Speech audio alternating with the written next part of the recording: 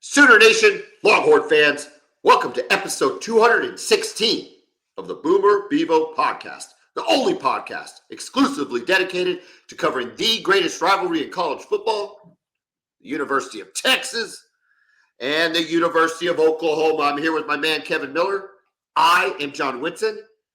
Kevin, tonight we preview Oklahoma, Alabama. And I need you focused, Kevin. I need you focused.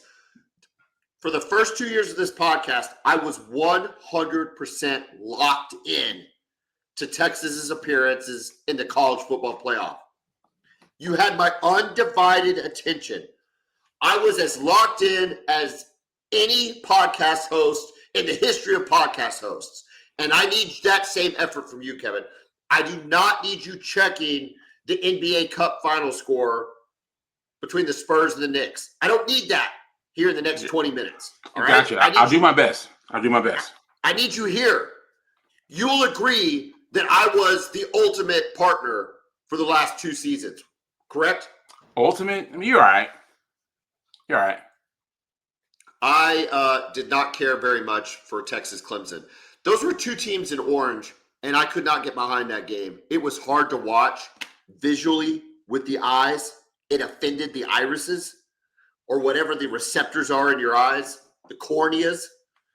I did not like it. But you are going to love it. You are going to love this game, Kevin. The Pantone colors are exactly the same. So as much as you love Crimson and Cream, you're going to love the Crimson Tide. It's going to be fantastic for you. Oh, do you also have that stupid Crimson Alliance thing y'all used to have back in the day? You remember that? I do not remember that. Okay. What's that? That was a message board thing, just a little alliance between OU and Alabama. This is long before the SEC days. Is this like when we play? Is this like when you guys played them or something? It was really more when after you guys played them, that home and home back in the early 2000s when you beat them twice. They weren't any good. Mm-mm. No, they weren't. But both of those games had some drama. Correct. Both of those games had some. Ronaldo works with a run for the ages, and nobody will ever forget the fake punt to Michael Thompson with the bomb to Brandon Jones. Very underrated receiver at Oklahoma, Brandon Jones from Jason White. He played in the league for a long time, man. He did play in the league. He was with the Titans. Yeah. And then I'm not sure after that, but very productive wide receiver. But that's not what we're talking. We're not talking about 2003, Kevin. We're talking about 2025, December 19th, 7 o'clock, under the lights at Gaylord Family Memorial Stadium. Real quick, did you notice Jeremy Bernard complaining about the lights at the stadium? No. What did he say? He said that was one of the reasons why they played so bad last year, because OU has weird stadium lights. That's interesting.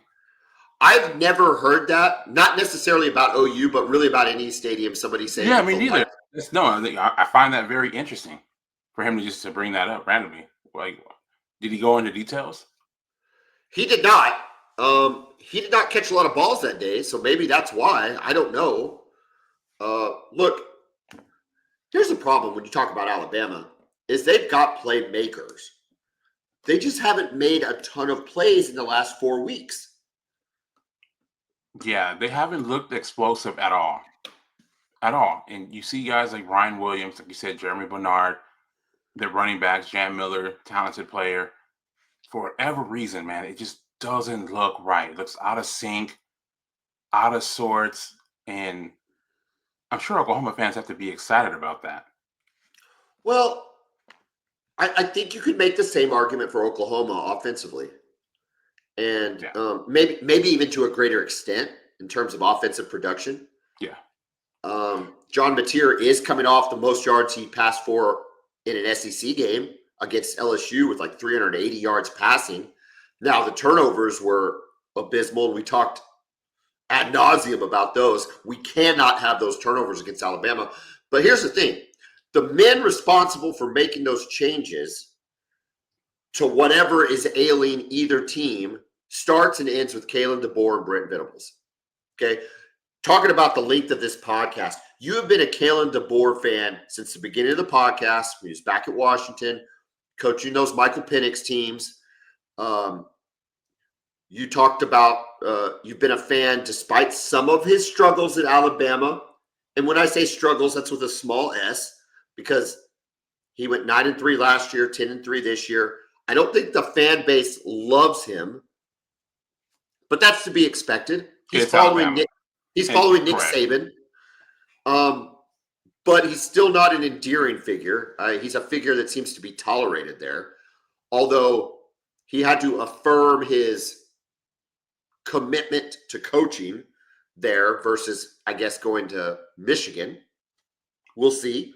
We'll see how long. We'll see. Exactly. We'll see. Well, I mean, listen, he loses to Oklahoma, and they might not want him to affirm that commitment.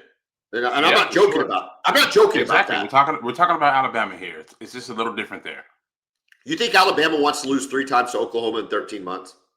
No, man. If that happens, it's going to be concerning. He should consider at least talking to Michigan, hearing them out.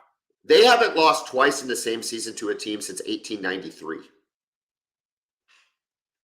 Now, and they're not trying to start now. There's a tremendous number of years where they never played the same opponent twice. So I don't know how relevant that statistic is. It's just something cool to say that Oklahoma would have the chance to do that. But at the same time, that's where we're at. So anyway, my point is, let's start at the top with this matchup by looking at DeBoer and Brent Venables. You're a DeBoer guy. You have been. BV has been much maligned over his 4-year tenure at OU. I'm rooting for him. I've been very critical of him through the years with some of our performances, not having guys ready, the way he handled the offensive side of the ball last year as the head coach. But look, what he's done this year has been impressive. Kevin, let's start with a very simple question, and then we'll explore the answer.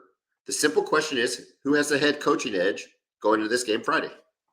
Well, you would think it would be DeBoer, seeing that he's been in the playoff before. He's played for a national championship. However, it's hard to give him the clear edge because we've seen him go up against a Brent Venables defense twice and get shut down both times. You guys destroyed them in Norman last year in a game that really mattered for them, right? It's not like it was one of those games, kind of like, the Texas A&M game against Texas. They were going to get into the playoff regardless of what happened.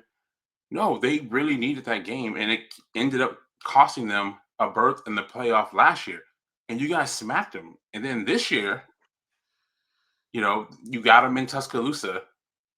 They start off well. Yeah, I was about to say, moving the ball. The game was closer, but in the second half, you completely locked them down. In the I think on their last 4 drives, they got 57 total yards. Again, when they had to have it, they couldn't move the football. You have them confused from a coverage standpoint. You're bringing simulated pressures. Ty Simpson looked uncomfortable.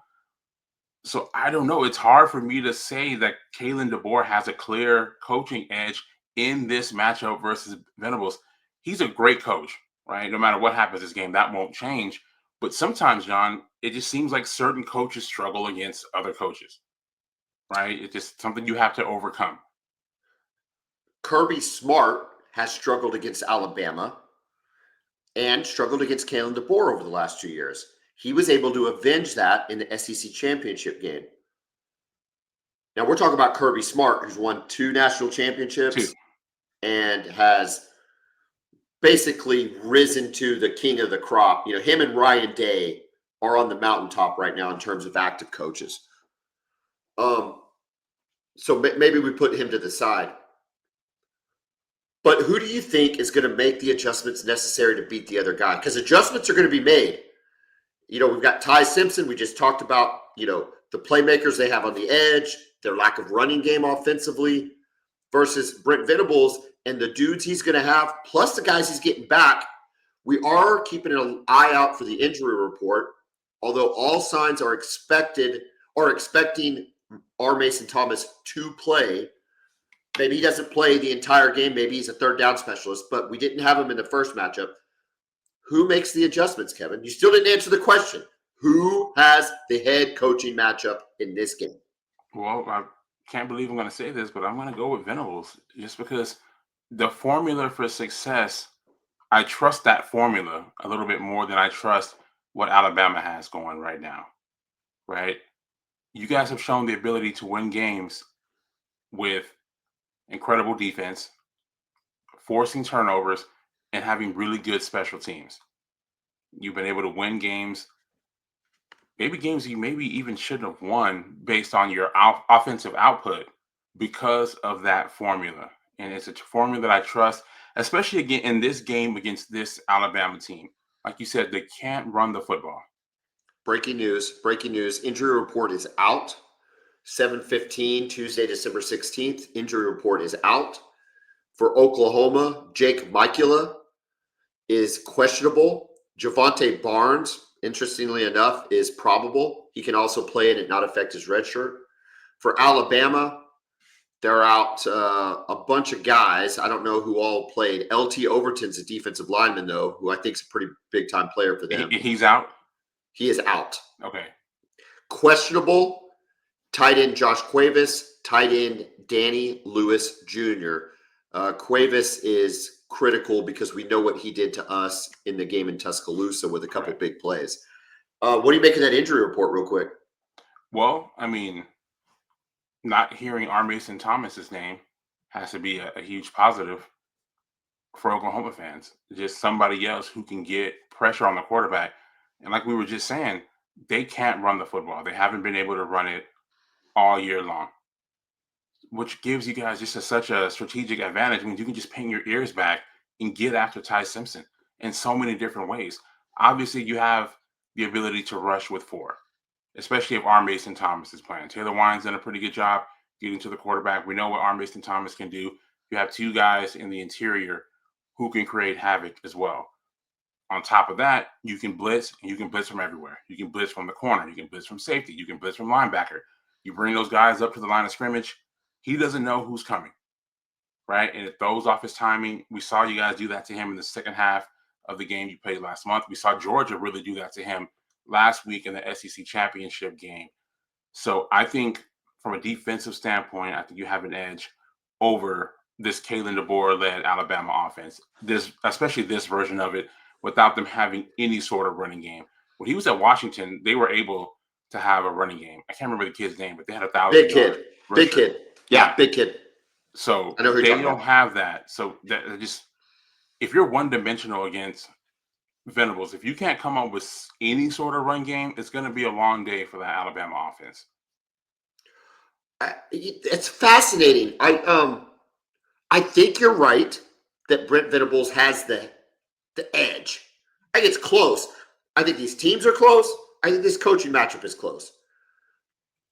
I think you and I both would agree that prior to this season, and maybe even prior to the last game in Tuscaloosa, there's not a scenario where we were picking Brent Venables over Kalen DeBoer in terms of a coaching matchup. Would you agree with that? No, not at all. Not at all. And I think really more of this is just the matchups, right? This version of Alabama versus this version of Oklahoma. Venables, the options he has defensively, I trust them over the options that Alabama has offensively. Yeah, offensively, I don't know. Let's transition now to the next critical matchup. We got Mateer versus Ty Simpson. Let's start on Alabama's side. Ty Simpson, 3,268 yards, 26 touchdowns, only 5 interceptions. 2 of those interceptions, however, coming in the Oklahoma game. There was another one made by Robert Spears Jennings in that game, which was taken off the board, which kind of a questionable, I can't remember exactly what the call was, but a questionable call that took it off the board. But still, very, very productive, very effective, efficient. He doesn't have a run game to lean on, so he's kind of got to do it himself, and he's done a pretty good job of it. Mateer, on the other hand, 2,500 yards passing, so 700 yards less, 12 touchdowns, 10 interceptions, 3 of those coming against LSU. I need to look up his rushing touchdown numbers, which were a big deal in this game the last time. But while I'm looking that up, Kevin, what's your thoughts on the quarterback I matchup? really like Ty Simpson. I think he's done a fabulous job for Alabama this year.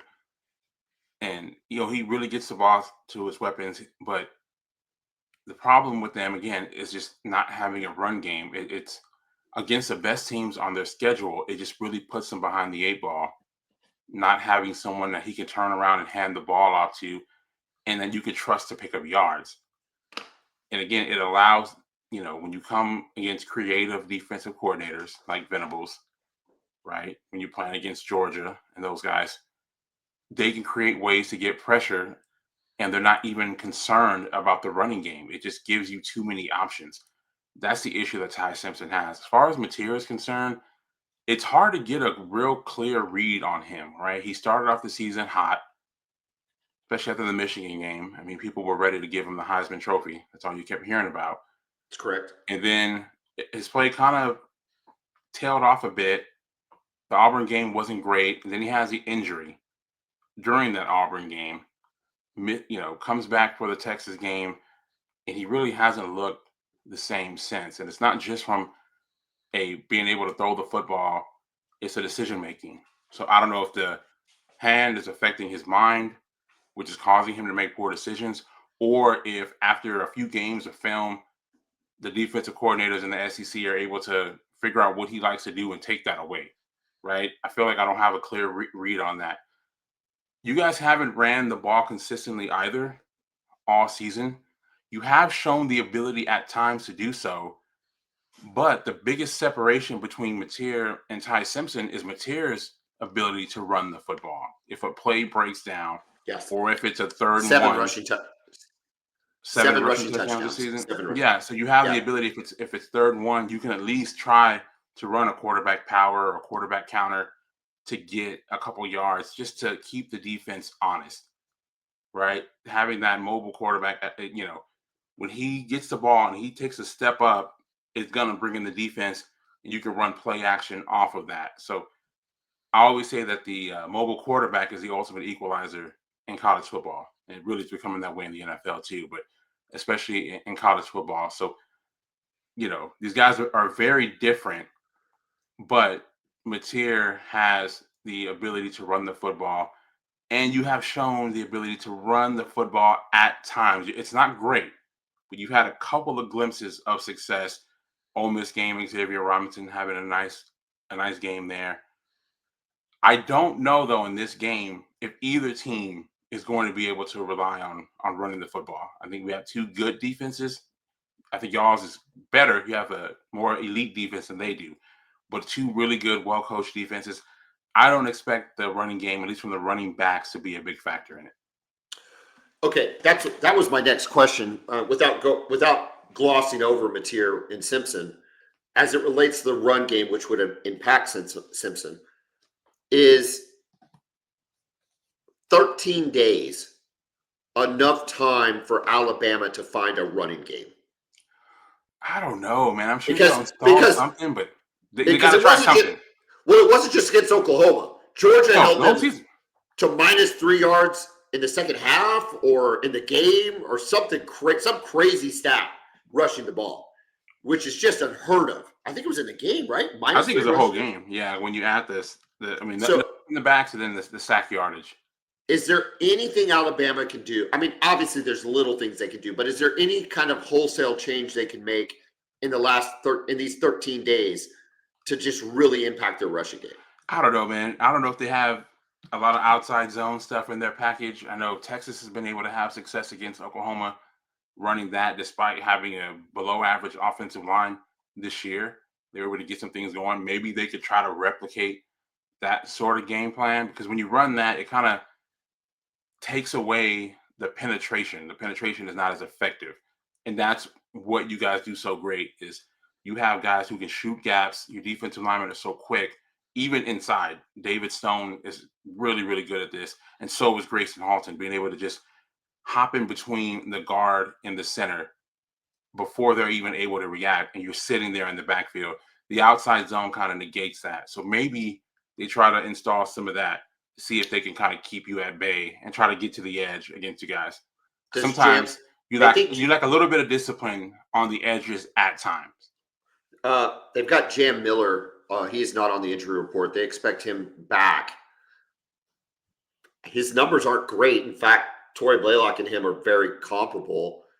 Does that give Alabama hope, or is it just one more guy that maybe they can count on to? Yeah, I mean, look, you always feel better when your best guys are out there, right?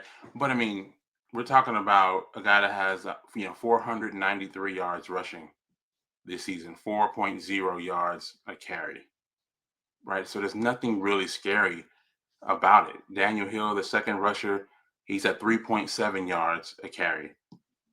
So, none of their guys have been really impressive running the football. So I don't know if maybe they try to offset that by just utilizing the screen game, quick game to their receivers, right? Getting Bernard, just a quick snap and just throw it to him in space to see if you can pick up 5 or 6 yards on first down, kind of taking the place of a running game.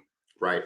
Just to try to move the chains because, with their lack of ability to run the football, you just can't get into 3rd and 8 or longer versus a Venables defense because the rush is going to be coming and you don't know where it's coming from.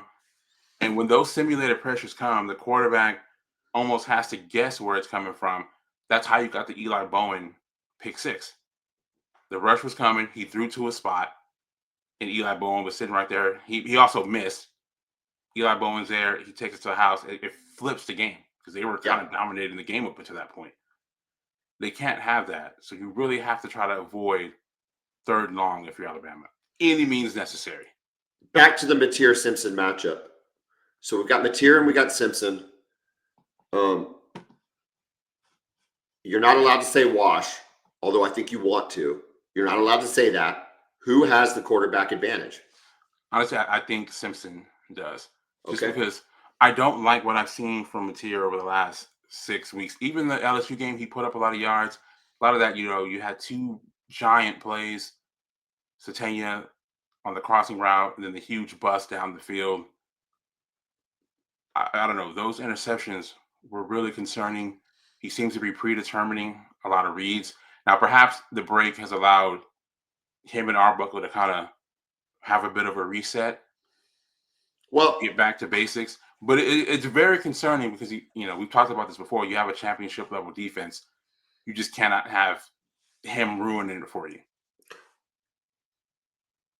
Here's my thoughts. My thoughts are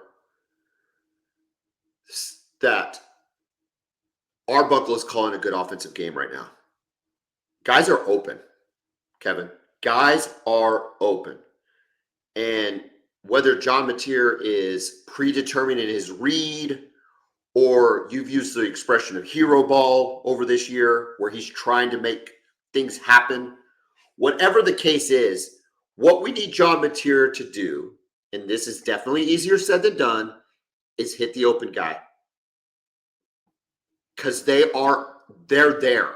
Now, Alabama is better than LSU, but not much defensively. LSU was really good defensive. No, they were great defensively this year.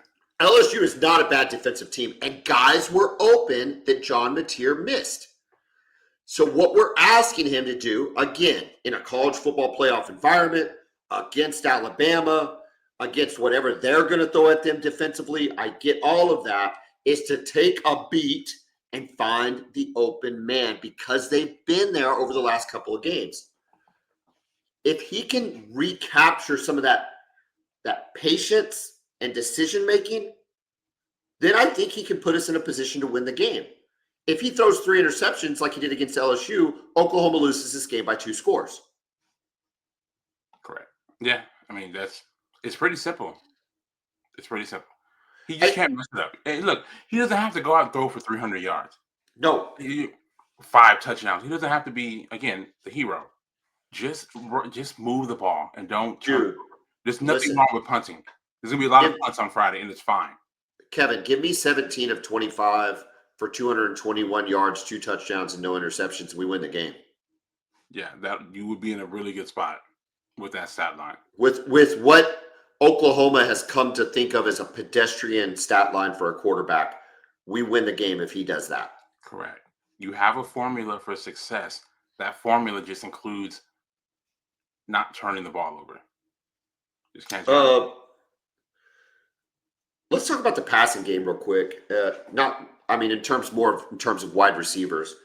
Satania, on paper, has the best stats of the year compared to Bernard and Ryan Williams. We were not expecting this from Isaiah Satania coming into the year. There were other guys on the list: Deion Burks, Giovanni, and Jaden Gibson. There's no we here. There's no we here. You like Satania coming into the year? I told you he would be your leading receiver before the season started. Very good. Did you think? Okay, let me ask you this: did you think he'd have more receiving yards than Bernard and or Ryan Williams? No, I didn't think that. No, I just picked him to be Oklahoma's leading receiver over Deion Burks and Gibson and those other guys. That's fair. So, but my point being is Alabama's wide receiver core as clear an advantage as it sounds, or is it really closer to kind of a pick-em?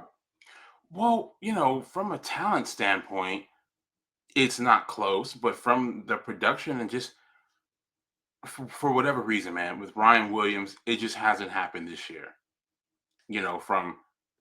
I don't know if he doesn't like this offense. I mean, it was the same offense they ran last year, but for whatever reason, it's not clicking. Guys have sophomore slumps. We've seen it before, but it just hasn't really clicked. He's been banged up. He's had inconsistent hands this year. So I don't know what truly the deal is with him, but it hasn't looked anything. At any point this year, did he look as explosive as he did last year? So either he's banged up or, something's happening there. Bernard's been good, but the numbers aren't there. They spread it out a bit more, right? I mean, Bernard's got 57 catches. Ryan Williams has 42. Isaiah Horton has 35. And then Brooks has 27. Cuevas has 30. So they spread the ball out more. Williams averaging 15 yards a catch this year. So he's been solid, but it's just none of those huge game-changing plays that we saw over and over last year.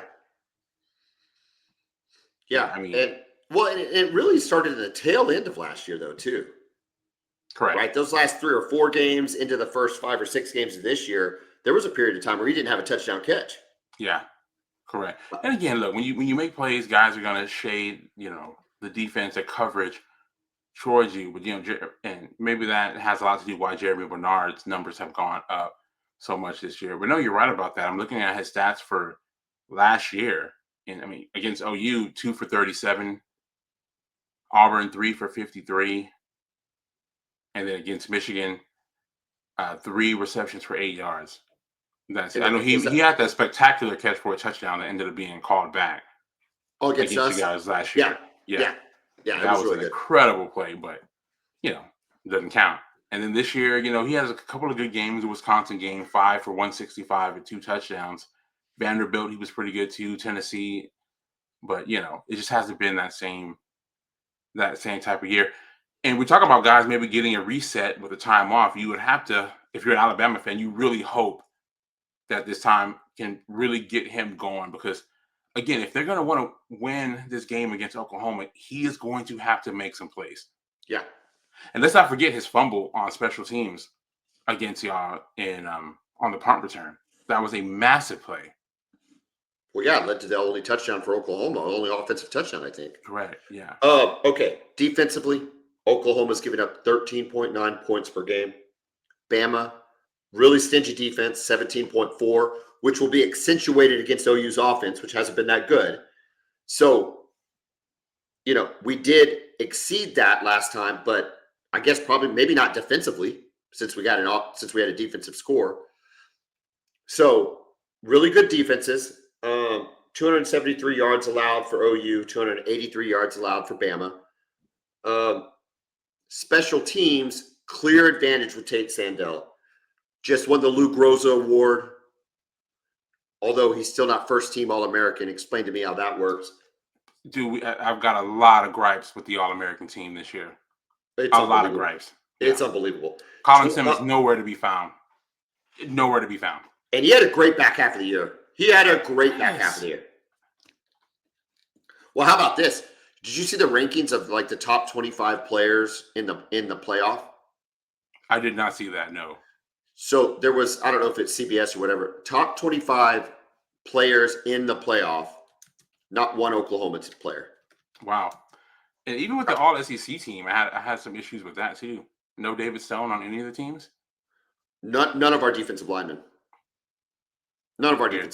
Yeah. But our Mason Thomas getting first team all SEC, despite missing like the last 3 games, is pretty impressive, if you ask me. Yeah, he deserved that. Yeah. Anyway, he's been so good. Anyway, we come back to that.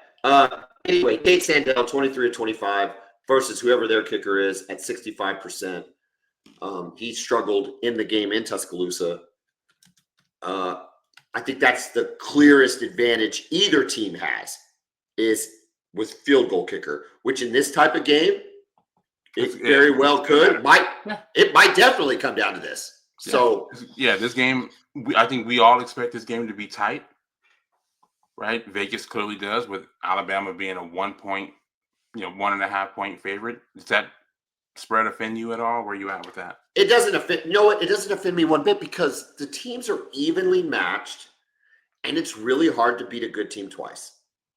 So yeah, for sure. Of all the things that have been quote unquote disrespectful to Oklahoma over the last couple of weeks, whether it's what everybody's saying about maybe they don't belong in the playoff or they're one of the worst playoff teams since the playoff has started, or Has anybody actually said that? Yes, there was a ranking of the top. There was a ranking of like all 64 playoff teams since they've gone to 4-game playoff, and including this year's 12 game.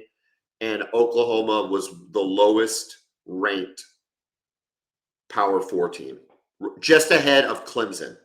Clemson was the lowest from last year. Okay, Clemson from last year. That's interesting. Which is whatever. Hey, that's fine. I don't mind that.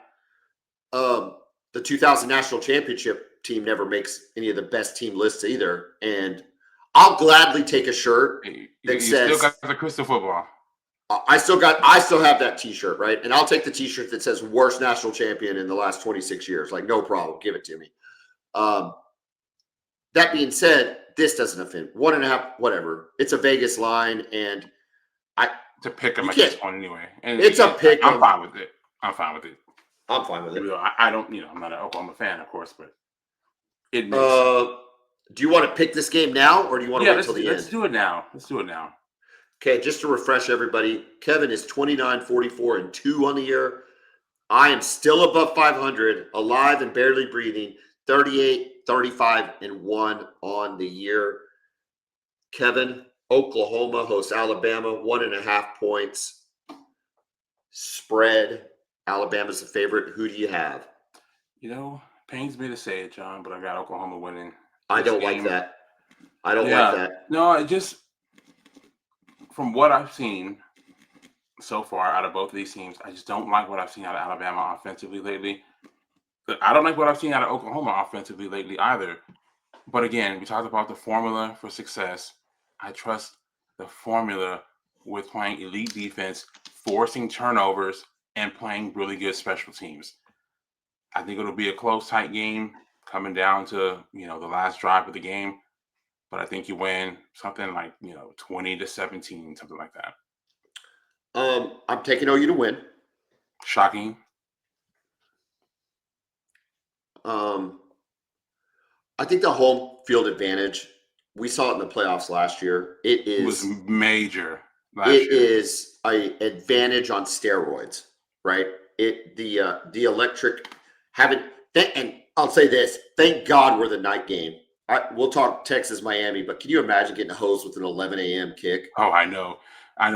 We saw that was at Penn State SMU last year with that 11 o'clock. And it was still a great atmosphere, but it was, oh my goodness, yeah, it was a great atmosphere. And it's not a Friday night game. Texas and Clemson was the closest game out of the first round, and it was Texas won by 14. Yeah, that was the closest one out of the 4 first opening weekend games. Now, I don't know that everything holds serve. I'm leaning Miami right now when we get to pick those games. But at the same time, I think that's massive. So I think you've got two very evenly matched teams, and one team has a ginormous advantage of playing at home. Okay, so that's where my pick comes in. Additionally, I see a scenario. I see two scenarios. I see a fourth quarter game where either team wins. Right, 2017, either way, I can see that. The other scenario that I think is on the table is Oklahoma getting some early momentum. Crowd gets going. Oklahoma gets maybe a 2-score lead, 10 points, God willing, 14. And you really make Alabama one-dimensional like Georgia did. I could see a scenario where Oklahoma goes ahead and wins the game. Right? And it's not a fourth quarter game. 2 possessions in the fourth quarter. I can visualize it. Now, maybe that's it is the fan in me, of course. No, but I mean, I feel like with this one, anything's on the table. With this, I don't see Alabama blowing us out. Well, maybe not blowing you out, but I can see them winning by 10. Yeah. The team just they're really evenly matched. It was evenly matched in Tuscaloosa a month ago. The 3 turnovers, the 3-0 and turnover ratio being the difference. Everything's magnified in this one. Every turnover. Did Xavier Robinson not have a fumble in that game? Was that the Tennessee game that he fumbled? Yeah, I think so. I think you guys won that one 3-0. Okay. You're probably right. I'll confirm that, though. Keep talking. You're probably right. That's all right. Let's take a moment to thank our sponsor, Kevin. Our sponsors. Brown O'Haver has been with us since the beginning. Public insurance adjusters work for the insured, not the insurance company. They fight for you, represent you, licensed by the state of Oklahoma or whatever state you're in to adjust claims on your behalf. Brown O'Haver routinely gets clients 30 to 40% more money than they get on their own, but just as importantly, they handle all aspects of the insurance claim. If you've had a loss to your home or your business, it sucks.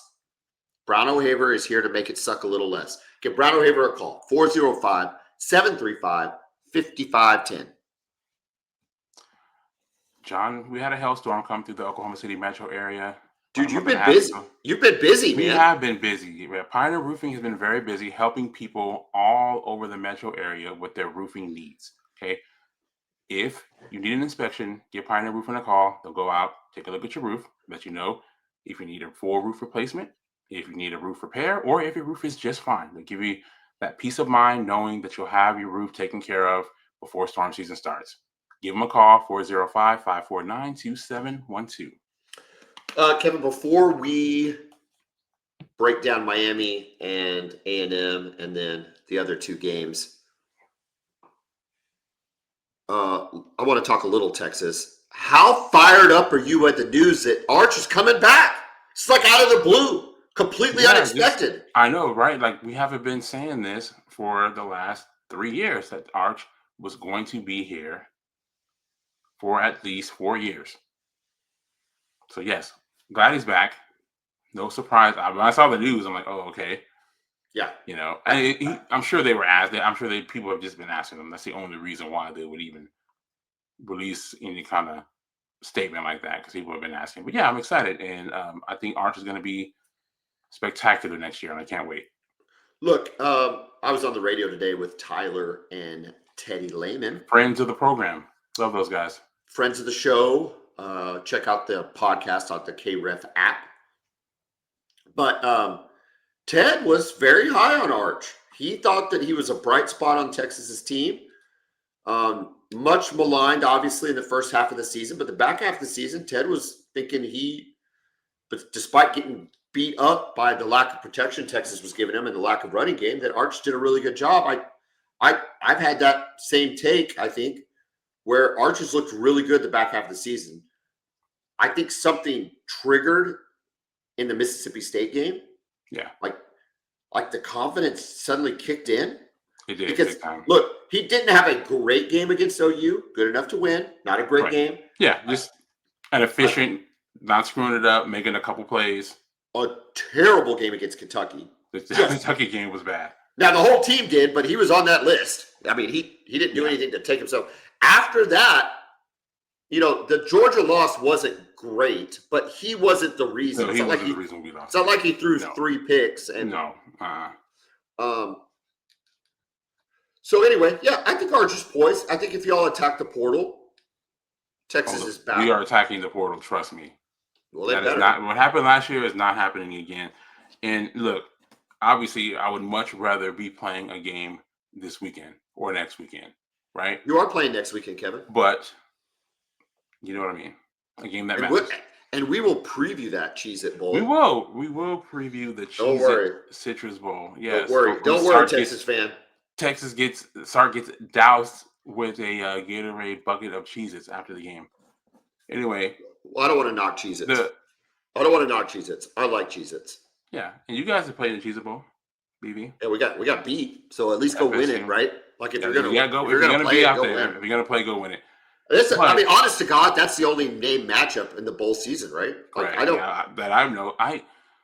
I've been so tuned out with the bowl stuff, the non-CFP bowls. I don't even really know who's playing in most of these games. No, they're not. Well, they're non-existent. They're just they're.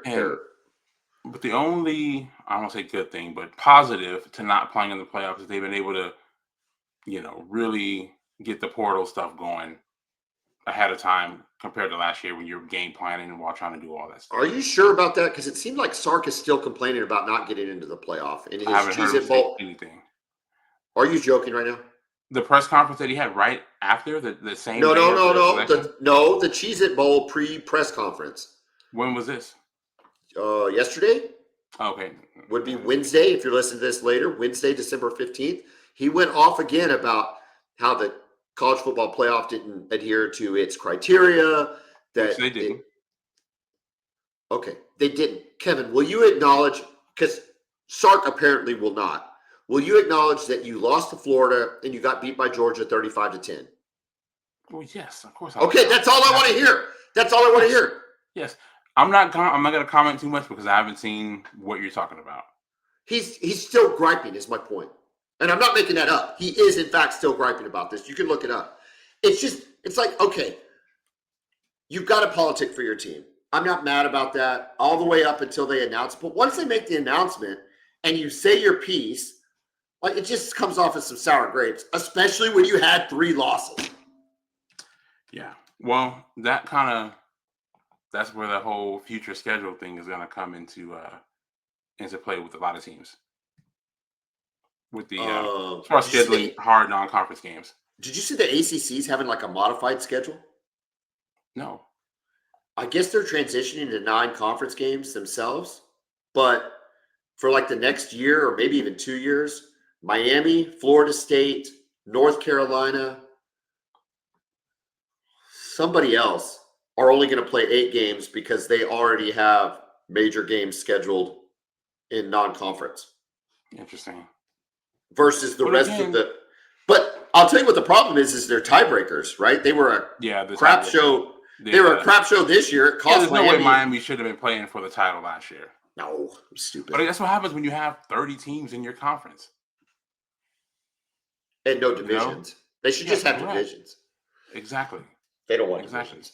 They don't want divisions. All right, there's the Texas talk. Unless you want to hit on anything else. No, I mean, portal's happening. We've got guys entered. Leonga Lafau, linebacker, surprised the people by entering his name into the portal. Guy's been a starter. Was he expected to play even more with Anthony Hill? Yeah. Yes. Yeah. I mean, he been a starter. But as the season went on, he kind of became more of a rotational guy. They were playing other guys more. So I think he wants to be, a full-time starter. So he decided to go into the portal. Where's he from originally? Do you know? He's from Hawaii.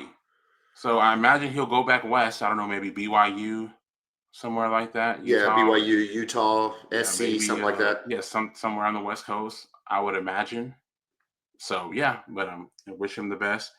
And I'm hearing DeAndre Moore will not be back next year. Really?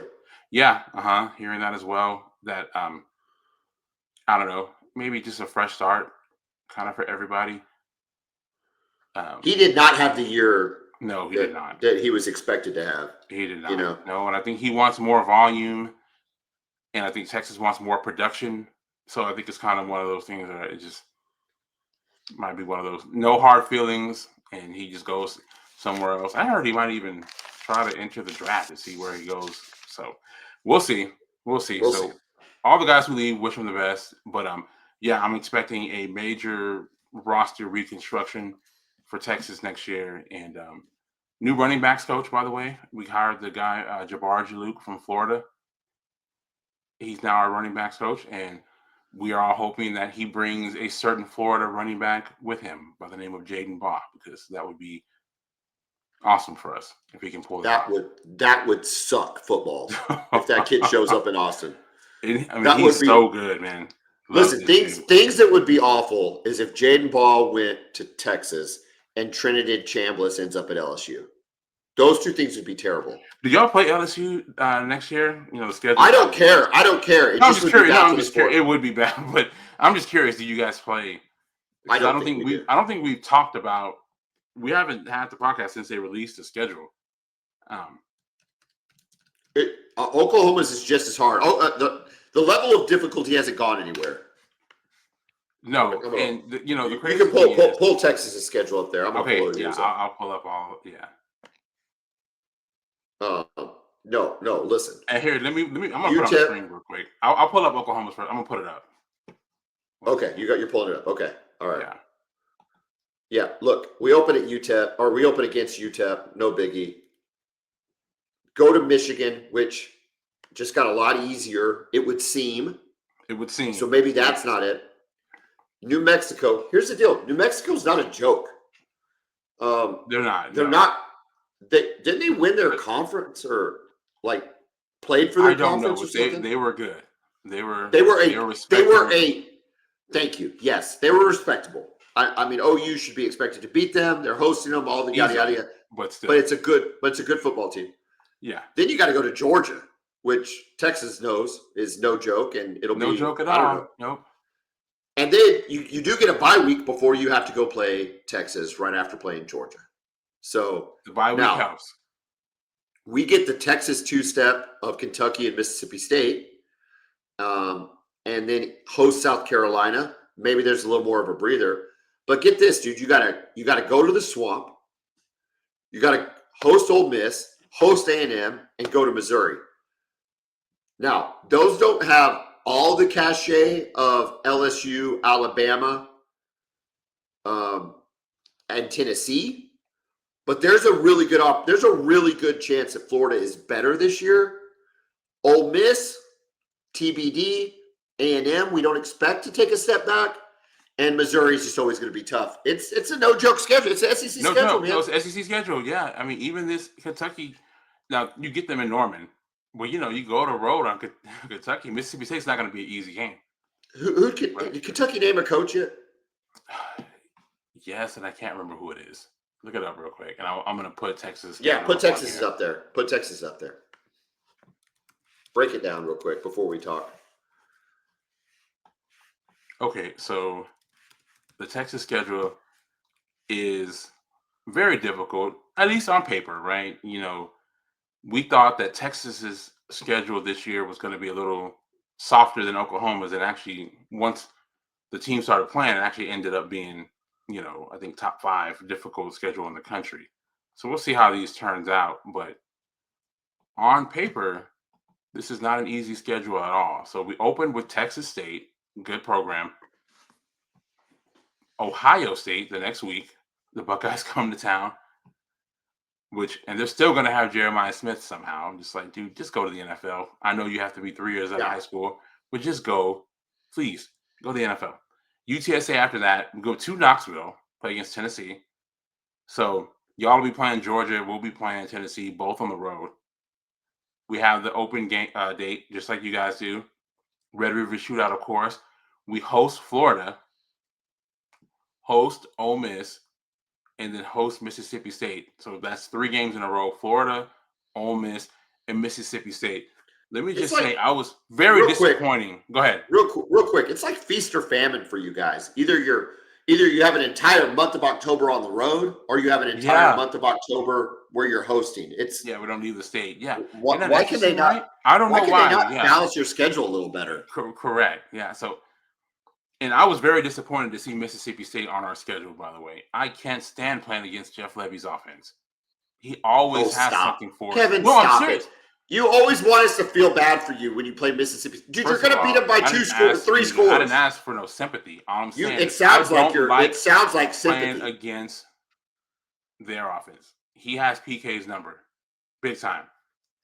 We have better players. We always will. But, it took a lot for us to beat them on the road. You'll see with those cowbells, man. Those things are insane. Oh, yeah. At Missouri. Hey, real quick, road trips I don't care about taking. Mississippi State. I feel you. Oh yeah, me neither. Starkville is like I don't know I don't even know what to compare it to. It's not Lubbock. Maybe it's Lubbock, but it's more hopefully it's not Lubbock in that aspect with more like fans. But just kind of isolated. At Missouri, which is interesting, man. Y'all haven't played Missouri yet. We have not played Missouri yet. No, haven't played LSU. And then, of course, the last two are the traditional rivals we'll play every year, Arkansas and at A&M back in Kyleville. I like it. Yeah, tough schedule. SEC schedule, man. Yeah, you do miss – how do you miss Georgia and Bama, though? Explain to me how you've gone 3 years and not played Bama in the SEC. That's a good question. I don't know. Well, I mean, A&M has played Bama or Georgia one time since they've been in the conference in 13 years. Yeah, I know. I find it fascinating that y'all get Mississippi State again when you could have had Bama. Well, I'd rather play Bama than Mississippi State. No, you stop it. Kevin, stop. Yes. Nobody believes you when you say that. All right. Let's take a look Bama will have our full attention. Let's take a look at the 3 games. Let's take a look at the 3 games still left in the college football playoff. They're all occurring Saturday, the 20th. Look, I'll be honest with you. If OU loses, I can tell you how much I'm going to watch of these 3 games. I don't care what kind of fan that makes me. It's 0. I respect it. I couldn't do it. I'm going to hit on. We're going to pick these games. You've got the graphic for Miami and Texas A&M, but I'm going to hit. Look, James Madison in Oregon. Oregon's a 21-point favorite. Tulane and Ole Miss, 17.5-point favorite. It sucks that these games are in there. It sucks. Because I would love to see Ole Miss, even though they're hosting, potentially get tested with this new coach, Pete Golding.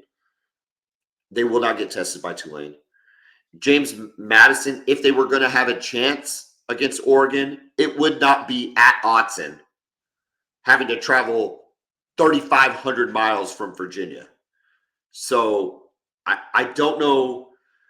I hope they fix it so that a group of 5 has to be ranked in the top 16, or a group of 5 has to re-rank to the top 16 and have it beat a Power 5 team. Tulane did. James Madison didn't. I would like to see Oregon and Ole Miss tested a little bit more. That's neither here nor there. We'll pick those games. Let's focus on, unless you have something you want to talk about, let's focus on Miami and A&M, because I think that's the other game of the weekend. Would you agree with that? Oh, yeah, 100%. 100%. ESPN predictor has A&M as a 54% chance of winning to 46%. A&M's also 3.5-point favorite. I got to tell you, dude,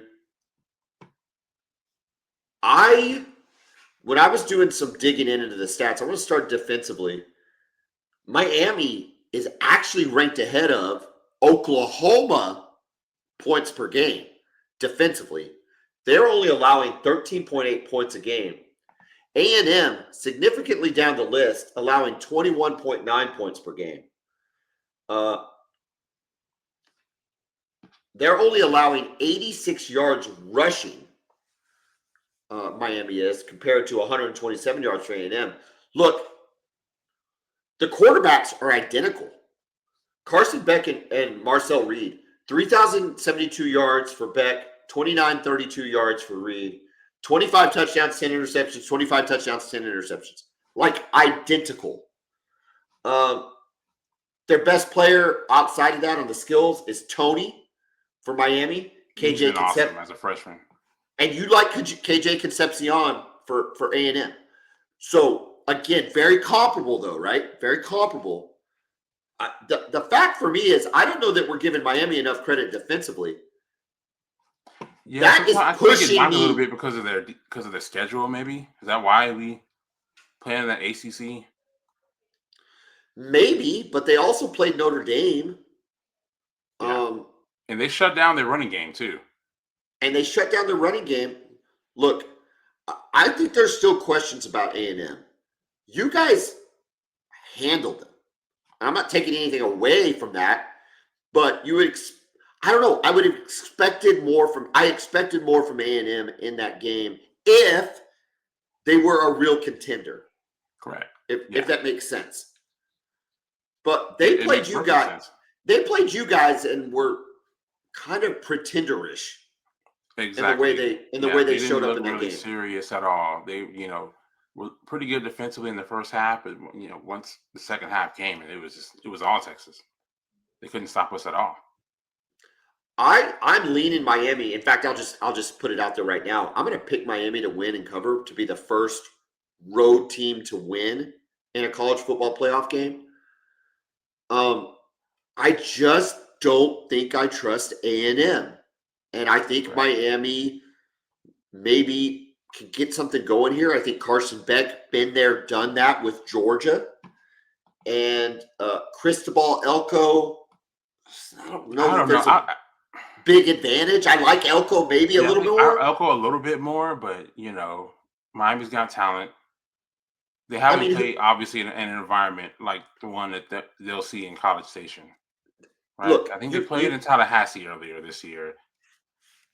But look, Florida State's not good. You bring up A&M, okay, in terms of having an SEC schedule. Okay, you bring up A&M in terms of having an SEC schedule. Utah State, they did go on the road to beat Notre Dame. That is a signature win. That is a real win, 41-40. Okay, they beat Auburn, terrible in the SEC. Mississippi State, terrible in the SEC. Florida, terrible in the SEC. They barely beat Arkansas, terrible in the SEC. LSU ended up not being very good in the SEC. Missouri didn't end up ranked. South Carolina wasn't any good. And then they lost to the only team in the SEC with a winning in-conference record. So while we say, hey, Texas A&M played this schedule and they should get some credit for playing that schedule, I don't know that their schedule on the whole was much better than what Miami played. They had a common opponent, and Miami controlled the game more than A&M did. They did. That being the case, A&M was on the road. I just don't know that this is just slam dunk A&M 3.5-point favorite. That's all I'm saying. No, I agree. It's kind of hard to separate these two teams, right? If you look at it, how much is a home field advantage going to play a factor? How is Miami going to be able to handle the noise there, right? I mean, I think they played at Florida State early in the year, and then they played at Pitt. Those are probably like the two biggest road games that they've had this year. If they can handle the environment and not have a bunch of, false start penalties, things like that. Also, from A&M standpoint, I'm curious what their game plan is going to look like. Colin Klein leaving to be K-State's head coach. I believe he's still going to be there calling plays, but yes. How locked in is he on this with everything else he has going on in Manhattan, Kansas? So I'm just kind of curious to see what kind of factor that plays. But the quarterback matchup, I think I have to go with Beck here just because he's seen it all. He's been in the playoffs so much, right? His whole career pretty much he's been in the playoffs, or he's played in huge games on the road before. So this won't be new to him. So yeah, this one's fascinating, and I actually got Miami too. So you're taking Miami to cover, win and cover? Uh-huh. Yeah, me too. I just look, I hope OU wins for so many reasons. but I hope OU wins so that I want to watch this game. Because I think this is going to be a pretty fun game. So even the next day, you think even the next day you won't want to watch? Because it's not like it's y'all and then, right after it. You know what I mean? Like if it's a double header, if you guys played and then Miami was up right afterwards. So even the next day, you're not even going to turn the TV on if Oklahoma loses. I'm not going to say categorically I won't. Because first of all, the TV is always on in my house. I grew up in the 80s and the 90s where the television is always on. It's a constant presence. It's comforting, warming. I like it. So I will not say that the TV won't be on. I won't say that I won't check the schedule, the score of the game. I won't say that. But there will be some head in the sand type behavior from John Whitson if OU loses to Alabama. Understood. Yeah. So, and we didn't really mention this, but the winner of the Oklahoma and Alabama game, of course, will play Indiana in the Rose Bowl, and the winner of the Miami Texas A&M game will play Ohio State in the Cotton Bowl. So if A&M can win, they'll get to face Ohio State at least in the state of Texas. Now, obviously, that didn't work for my team last year playing Ohio State in the state of Texas, but we know that if that happens, A&M will have a ton of fans there. Where did you play ASU at? That was in Atlanta. Okay. I think the second round should host. Me too. I think the environments would be electric. Yeah. I think they would be so cool. And I just don't know when they ever think about fans. So take Oregon, for example. We're going to pick Oregon, James Madison here in a second. Oregon wins against James Madison, which we think they will. They have to go play Texas Tech in Miami. That's wild. Then, if they win, they go to the Peach Bowl in Atlanta. This is Oregon. Has to then go to the Peach Bowl in Atlanta. Then, if they win, they go to play the national championship game in Miami. Look, that's crazy. I know Phil Knight's got that money and the private jet, and there's plenty of dudes that do. I get that. But there is a large contingent of fans, whether you're Oregon, Oklahoma, Alabama, whoever. Dude, listen. You can't afford all that. Well, Oklahoma, first of all, you got to shell out some coin just to watch them play Alabama. That's number one. But then you're talking legit family trips, okay? Right. Times 3 if you're lucky enough for Oklahoma. But anybody is going to have to shell out some cash. Kevin, I just don't know why they got to do that. Just do their home games. Do the second round. If the second round was at home, the quarterfinals, that would be great. All right. There is some drama with Ole Miss and Tulane because there's a coaching change. I still think Trinidad Chambliss is the best quarterback in the bracket. The current Heisman Trophy winner, notwithstanding, with Fernando Mendoza. I just like Chambliss. I have all year. Tulane is a 17.5-point favorite. It is at home. And under a new coach, I want to say Tulane covers because it's a big spread. Yeah, it is. I'm going to say Tulane covers, but I don't feel good about it, right? I could see a scenario where Ole Miss wins by 4 touchdowns. But the only question I have is how's the play calling going to work for Ole Miss? They still got Charlie Weiss. I know this. Yeah, true. So I'm just curious, how's the game plan going to look without Lane Kiffin? We know that's his thing, right? He just knows how to design and call offenses. How much do we trust Charlie Weiss Jr. to do the same? I've got Ole Miss covering, by the way. That's my question. They're going to be so fired up though. That environment, it's going to be a united front based on Lane Kiffin deciding to leave them during the playoffs. Okay. It's going to be a great atmosphere. Michigan's open, which we haven't even talked about that. We might talk about that here in a little bit if we want to. Michigan's open. Are there other jobs? What other jobs are open? Well, obviously, Michigan is the biggest one, right? And I've got to point to this besides just the open jobs. Let me see what we got. Yeah, I'm pulling it up now.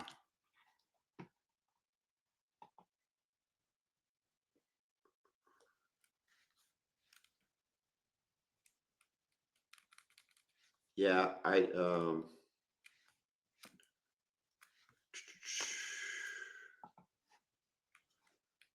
just curious what they have here. Missouri State.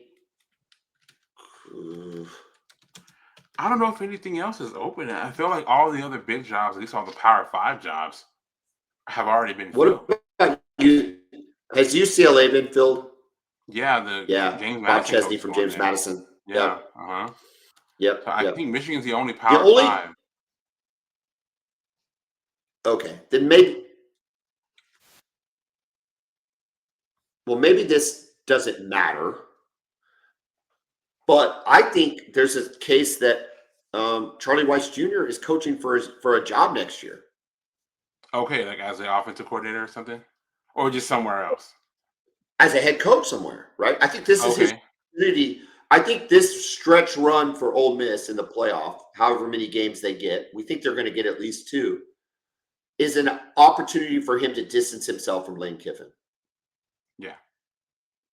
And show that he can control that the offense wasn't all Kiffin, that he called plays, that he installed it, that he did this X, X, Y, and Z. I think that is the one thing that'll keep him motivated in this game to call plays. I will say the only thing I think it's fine, I guess, that some offensive coaches are staying to help, even though they're accepted positions at LSU. Yeah. I just don't know how you let them come in and take Trinidad Chambliss if he gets an extra year. I know. Or Austin Simmons for that matter. You can't lose everybody. That's the problem. You can't just tell every coach that was there that you can't. I mean, who's going to call the offense if that was the case? I know. I know, but dude, listen. You're telling me that Charlie Weiss in the quarterback room is not having deep, intimate conversations with Trinidad Chambliss and Austin Simmons? I know. It's crazy. Hopefully, that Chambliss is out of eligibility, and we'll see what happens with Austin Simmons. But man, this is just the way the game is right now.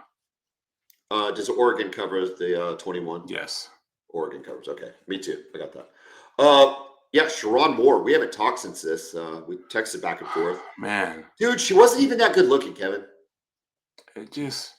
I know that you don't like to comment on people's appearances, and that is fine. You are a better man than me, and I appreciate that.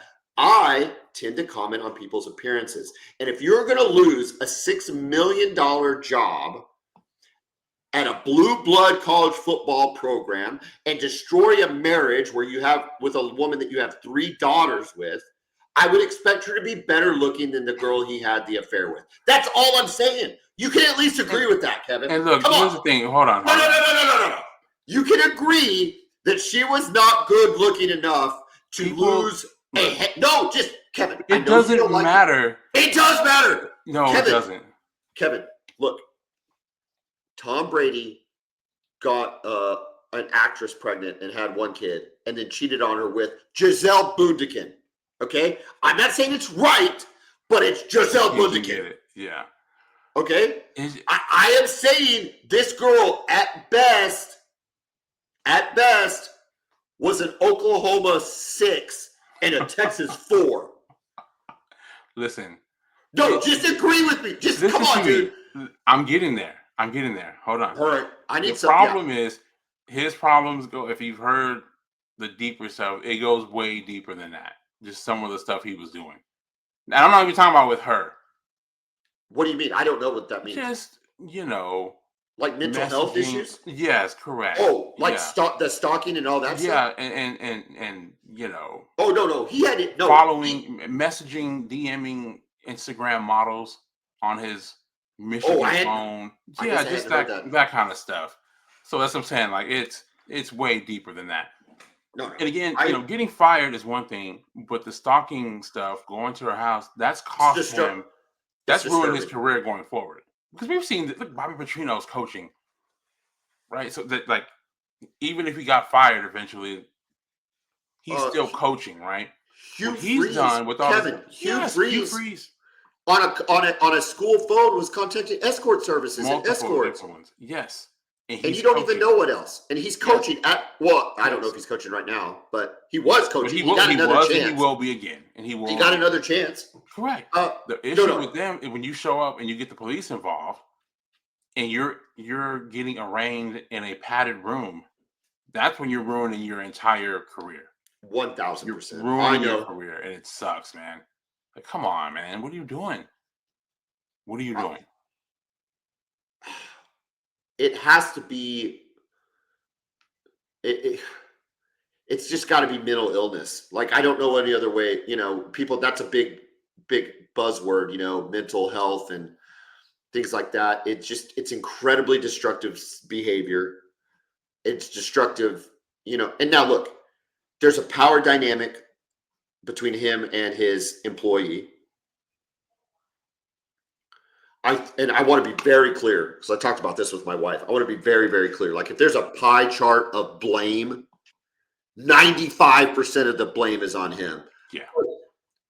Dude, she knew he was married and had 3 kids too. It's like, and when it first came out, there was like this insinuation that she was like a student. It's like, dude, you're a 31-year-old woman. Now, what all the other stuff he's done is 100% pie chart him, and it's pretty messed up. And maybe she was caught up in some really weird stuff. I'm not, trust me, I'm not victim shaming here. I'm just saying it's a bad situation. And it's unbelievable that a guy like him was, and I think he earned it. Okay. I don't think it was given to him. I think he earned a blue blood coaching position. There's very rare. They don't come around often. We go through the blue bloods all the time because of Oklahoma and Texas. And we're talking Oklahoma, Texas, Alabama, Michigan, Ohio State, Notre Dame, Nebraska, if you want to put them in there. They're not there. And that's it, though. And I don't. Hard stop. Maybe Georgia. Georgia got there yet? No. And remember, Clemson was knocking on the door. They've fallen off. I mean, that's it. That is it. That's it. Yeah, he had one. And he's not even 40 years old. It is a historical program. Resources, you name it. This was a rebuilding year. They went 9-3. He did a good job. 5 years in a row, you beat, Ohio State. I guess he did it 1 year, though. He did it 2 years, basically, as a head coach. Yeah, he beat them 2 years as a head coach. And so the fall is just, God, dude, it's like almost unprecedented. It really is. We've seen some dumb stuff from coaches. Coaches are dudes. Dudes do dumb stuff. Correct. But this is like the self-sabotage. What happened afterwards? That's what's. Holy crap, right? The real problem is that's kind of cost him his future. But you will agree, though, that she was like a 6, right? Oklahoma 6, Texas 4. I mean, you just agree with it, Kevin? Yes. Okay, thank you. God, it's like pulling teeth to get you to. Oh my God, you wear me out sometimes. You're right, though. You're right. Oh my God. The Spurs beat the Thunder this last weekend in a really good game. Wemby is doing Wemby things, and he is a fascinating player to watch. It really caused the Thunder to go into their ISO shell that they do sometimes, which hasn't happened. They can't get anywhere close to the rim. They couldn't get anywhere near the basket. It screwed up the spacing of the court completely. Yeah, well, that's great, but you're not going to get anywhere close to the rim playing ISO ball either. No. So they've got to figure that out. They've got to figure out something, how to play offensive basketball when he's on the court. Correct. And that being said, the Spurs are playing the Knicks tonight. You're probably about to go watch it. I don't know. Are you keeping an eye on the score, or are you going to go from the beginning? Will you go from the recorded game? Nah, I'll probably just go where it is now. I'm that way. I go live. I have a hard time with the NBA going back and watching a game. Yeah. They play the Knicks. That'll be fascinating. Of course, then we'll talk a little more Spurs Thunder because they have to play each other on Christmas, Kevin. Yeah. They Thunder better the 23rd too. They played the 23rd, the 25th, and Like I said, they play 4 times in the next 6 They weeks. play the 23rd and the 25th. 23rd in San Antonio, 25th in Oklahoma City. The Thunder will have the number 1 seed in the West. Yes. They've got to be the hope. heavy favorite to win the title again. They've got to hope San Antonio does not have 4, 5, or 8. Yeah. Or whatever would match up in that bottom, now that they've added extra teams. But you know what I mean. Correct. You kind of want to, I think you want to avoid San Antonio for as long as you can. Because, dude, listen, they're coming. Who's their coach, by the way? He looks like he's 12 years old. He's very young. Mitch Johnson. He's been an assistant there for a while. Played college basketball at Stanford. I think he's in his 30s. He's doing a really, really good job there. He is. It's hard to replace a legend. And, he's done a really good job. Yeah, just some of the basketball stuff they were doing. They were switching their coverages up between man and zone and, kind of have the Thunder on. A little lost. So, what'd you think deep too. What'd you think about how OKC was defending Wemby? Did you like the different bodies they were throwing at him and the different looks? I do. I think that's their best, trying to swipe the ball away from him, using smaller guys because, he's going to score over Chet too. I think they're trying to get underneath into his chest a little bit. Yeah. And try to keep him from leaning forward. I thought Caruso did a really good job. I thought he had a really good game. I thought he had a really good game. So, but yeah, it's shaping up to be a rivalry, and obviously as a lifelong Spurs fan, but as someone now who lives in Oklahoma City and does like this Thunder team, I'm here for all of it, man. I've said it once. I'll say it every day until Christmas. I'm just so happy they're back on Christmas. To me, it's appointment viewing. I can't wait. I can't wait to have all my presents organized. I like to organize I'm OCD. I like to organize my presents, have everything nice and neat. I organize all the kids' presents. I don't like a lot of trash. I'm the dad that has the trash bag.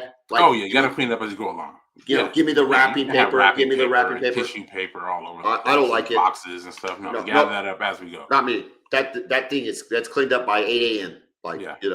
So, but anyway, I'll have everything organized and I'll sit in my chair and watch some Thunder, and I cannot wait. Yeah, so it should be a fun day. Any last thoughts on OU's matchup with Alabama? No, man. Just excited for the playoff.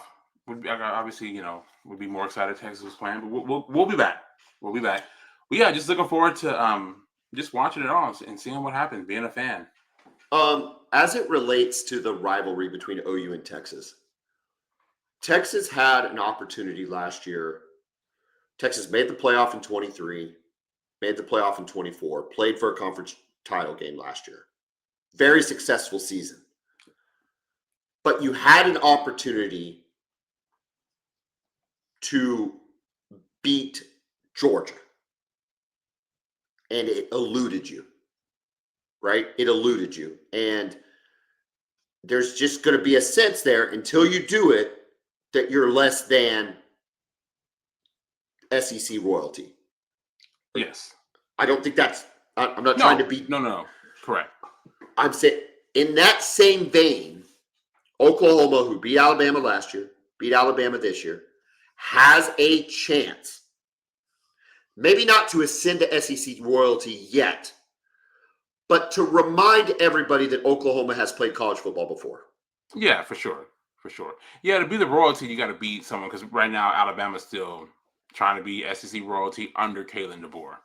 I agree, but Bama's still Bama. We were looked at as kind of afterthoughts, especially Oklahoma was in the conference. So for you guys to be in this spot, for Texas to have played for the title in its first year, and we've shown that we can definitely compete, and we're not taking a back seat to anyone in this conference at all. But I think for Oklahoma, I know the players aren't thinking about – I doubt the coaches are even thinking about this. But this is a statement program in the SEC type defining game, right? Yeah. Where it's like, look, this is what Oklahoma does. And I think it goes a long way towards their future in the SEC. Not that they can't recover from it if they lose, none of that. But if they win, either way, you've already shown that this season, and I know you want to win for sure. I just to me, I had you guys, and I've been spot on with picking Oklahoma football since we've done this thing. I had you guys going 8-4, and I felt like that would have been a good season. And you've gone 10-2 when you made the playoff. There's just no way I saw that happening. Yeah, no, I appreciate that sentiment, but I will not be happy if we lose to Alabama. Sure. Now that we're here with this Alabama team coming in At the way home, they're too. coming in at home, it's not a must win or anything like that. That's not what I'm saying. It doesn't change the way I'm going to feel about Brent Venables, I don't think, unless something really weird happens. But dude, let's go win the game, bro. That's what I want us to do. Win the game. And I think they can do it, Kevin. I think they can do it. Hey, enjoy the cup. Good luck to the Spurs. Beat the Knicks. Enjoy as much as you can watching football without Texas this weekend. We'll preview Texas next weekend. Hey, I was going to talk to you about this. If OU wins, I might be up for doing a live reaction show. If OU loses, we'll put the reaction show off. We'll wait till Sunday. I'll need a day. Yeah, I'll need a day. Sure. But either way, guys, look for the reaction show following the game. Kevin, have a great rest of your week, a great weekend. Boomer! Okay.